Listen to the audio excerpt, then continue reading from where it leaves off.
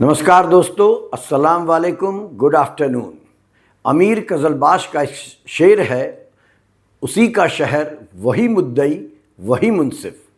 उसी का शहर वही मुद्दई वही मुनसिफ, हमें यकीन था हमारा कसूर निकलेगा। यह शेर मुझे याद आया तो इस कारण कि मध्य प्रदेश की एक सिविल जज अदिति शर्मा ने इस्तीफ़ा दे दिया और उन्होंने अपने इस्तीफ़े के जो कारण बताए हैं वह कारण पूरी न्यायपालिका को, पूरे जुडिशियल सिस्टम को कटघरे में खड़ा करते हैं।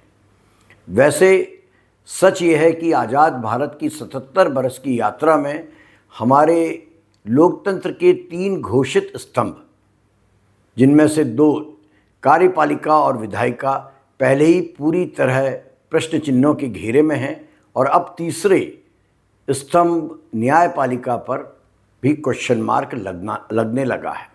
एक चौथा स्तंभ और है जो है मीडिया। उसके हालात क्या हैं उस पर कहना व्यर्थ है। आप और हम सभी जानते हैं कि आज का मीडिया कितना स्तंभ है और कितना कलंक है। बहरहाल, मध्य प्रदेश की सिविल जज अदिति शर्मा को न्यायिक उत्पीड़न, पक्षपात और संस्थागत असंवेदनशीलता के चलते अपने पद से इस्तीफा देना पड़ा है। उन्होंने 28 जुलाई 2025 को इस्तीफा देकर न सिर्फ एक व्यक्तिगत निर्णय लिया बल्कि भारतीय न्यायपालिका के भीतर छिपे अंधेरों को बेनकाब कर दिया है। विडंबना यह रही है कि जिस दिन उन्होंने इस्तीफा दिया उसी दिन उनके उत्पीड़न के कथित आरोपी जिला जज राजेश कुमार गुप्ता को मध्य प्रदेश हाईकोर्ट का न्यायाधीश नियुक्त कर दिया गया। अदिति शर्मा ने अपने इस्तीफे में लिखा है, मैं न्यायिक सेवा से इस्तीफा दे रही हूँ, इसलिए नहीं कि मैं इस संस्था से हार गई बल्कि इसलिए कि यह संस्था मुझसे हार गई। गौर कीजिएगा, इसलिए नहीं कि मैं इस संस्था से हार गई बल्कि यह संस्था मुझसे हार गई। उन्होंने यह भी लिखा है कि यह व्यवस्था उस समय उनके साथ नहीं खड़ी हुई जब उन्हें इसकी सबसे अधिक ज़रूरत थी। उन्होंने राष्ट्रपति और सुप्रीम कोर्ट कॉलेजियम को पत्र भेजकर जस्टिस गुप्ता की पदोन्नति पर आपत्ति जताई थी। उनके खिलाफ कम से कम 6 लिखित शिकायतें हाईकोर्ट को भेजी गई थीं, लेकिन न जांच हुई न जवाब मांगा गया आरोपित जज से। यह संकट एक महिला जज का व्यक्तिगत संकट नहीं है। यह पूरा घटनाक्रम न्यायपालिका की उस संरचना पर सवाल उठा रहा है जो उत्पीड़न के आरोपियों को पदोन्नति देती है और पीड़ित को मौन रहने के लिए मजबूर कर रही है।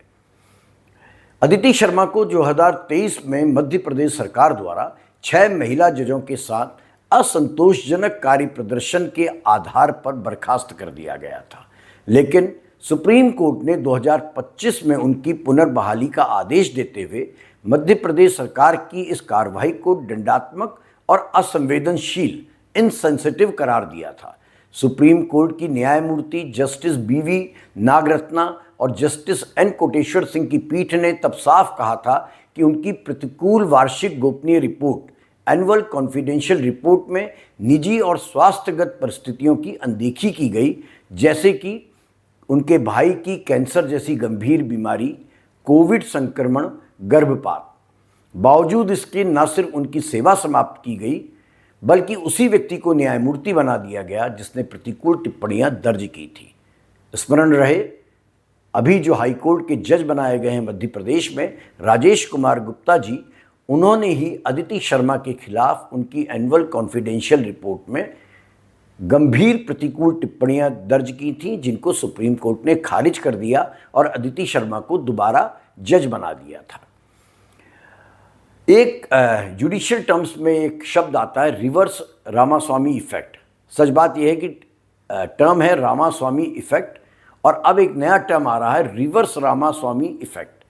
तो समझते हैं पहले ये क्या है। भारतीय न्यायपालिका में जजों की जवाबदेही और स्वतंत्रता पर जब भी बहस होती है तो अक्सर रामास्वामी केस का जिक्र आता है, लेकिन आज स्थिति उस बिंदु से उल्टी दिशा में खिसकती दिखाई दे रही है, जिसे कुछ विद्वानों ने सटीक शब्दों में रिवर्स रामास्वामी इफेक्ट कह पुकारा है।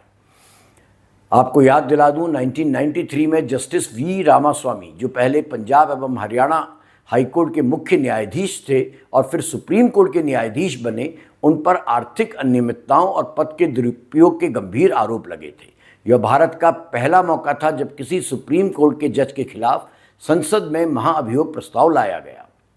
संसद में जांच समिति की रिपोर्ट उनके खिलाफ जा रही थी, लेकिन तब प्रस्ताव पर मतदान हुआ तो सत्तारूढ़ कांग्रेस पार्टी ने वोटिंग से वॉकआउट कर दिया, जिससे प्रस्ताव 2/3 बहुमत से पारित नहीं हो सका था। नतीजा यह रहा कि जस्टिस रामास्वामी अपने पद पर बने रहे।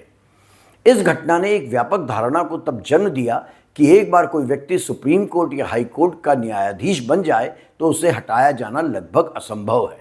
यही है रामास्वामी इफेक्ट। लेकिन अब न्यायपालिका में इसका ठीक उल्टा होता देखा जा रहा है। आज जजों को संवैधानिक प्रक्रिया के तहत हटाया नहीं जाता, बल्कि उन्हें प्रतिकूल एनुअल कॉन्फिडेंशियल रिपोर्ट, प्रशासनिक विवेक, मानसिक उत्पीड़न और आंतरिक दबावों के जरिए चुपचाप बाहर का रास्ता दिखा दिया जाता है। आरोप कभी खुले रूप से सामने नहीं आते हैं और न ही किसी स्वतंत्र मंच पर उनका स्पष्टीकरण मांगा जाता है। यह प्रवृत्ति जजों को न तो किसी औपचारिक आरोप की जानकारी देती है, न ही जवाब देने का अवसर। ऐसे में जो जज सिस्टम से असहमत होते हैं, भ्रष्टाचार के खिलाफ खड़े होते हैं या वरिष्ठ न्यायाधीशों की मनमानी के आगे नहीं झुकते, उनके लिए रास्ता सीधा है, या तो खुद हट जाओ या हटा दिए जाओगे। रिवर्स रामास्वामी इफेक्ट का सबसे खतरनाक पक्ष यह है कि यह न्यायिक स्वतंत्रता को ही कमजोर करता है। यह एक ऐसी संस्कृति बनती जा रही है जहां जजों को विवेक से नहीं, व्यवस्था की अनुकूलता के आधार पर आंका जाने लगा है। न्यायपालिका में कार्यरत अधिकारियों को यह स्पष्ट संकेत मिलने लगे हैं कि यदि वे आदेशानुकूल नहीं हुए तो सेवा से बाहर का रास्ता दिखाना सिर्फ एक औपचारिकता होगी। महिलाओं और सामाजिक रूप से वंचित वर्गों की महिला जजों पर इसका प्रभाव और भी ज़्यादा गहरा है, क्योंकि उनके उत्पीड़न के मामलों में संस्थागत समर्थन लगभग ना के बराबर पाया जाता है। यह स्थिति सिर्फ अदिति शर्मा तक सीमित नहीं है। इससे पहले भी 2 अन्य महिला जजों के ऐसे मामले सामने आए हैं जहां पर उन्हें उन्हीं की संस्था यानी कि न्यायपालिका ने सहयोग नहीं दिया। उदाहरण के लिए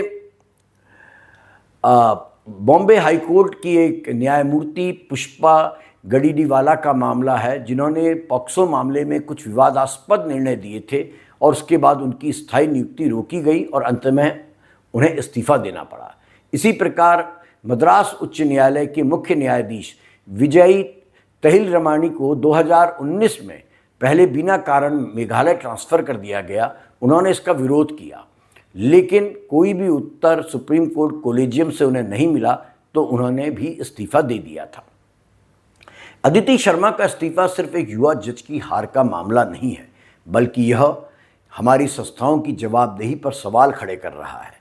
यह उन लाखों युवाओं और महिलाओं के लिए भी चेतावनी है जो व्यवस्था में आस्था रखकर काम करना चाहते हैं।